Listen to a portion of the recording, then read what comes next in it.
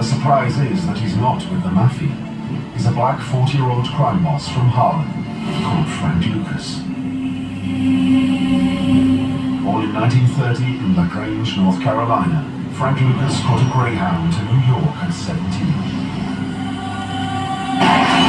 He started out robbing bars and stores at gunpoint to make a quick buck, and was quickly taken under the wing of a racketeer and drug dealer, Bumpy Johnson. Bumpy was a legendary gangster. When you look, the first African-American gangster that I know of in Harlem. Bumpy Johnson was really the first black man that was able to control his own area. Bumpy controlled the gambling, narcotics, and whatever else nefarious operations were going on. It was Bumpy stuff.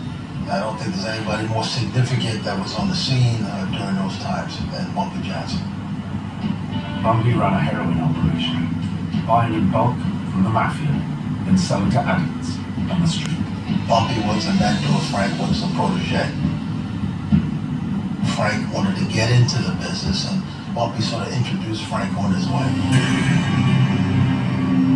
Bumpy hires Frank to help him run his setup. But in 1968, somebody dies from a heart attack, age 62.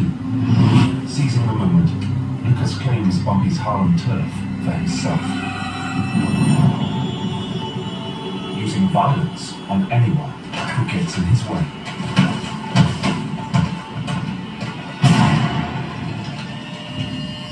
Looking for foot soldiers he can completely trust, Lucas brings a dozen family members up from North Carolina to serve as the muscle of his operation.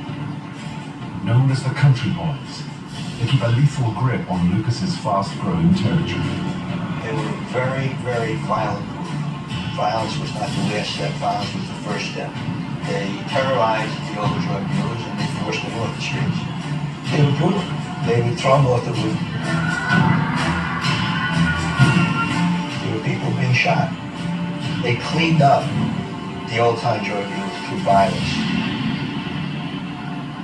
And in speaking to some of the old dealers, they would say, these guys are crazy. You know, they'll kill us, we're done.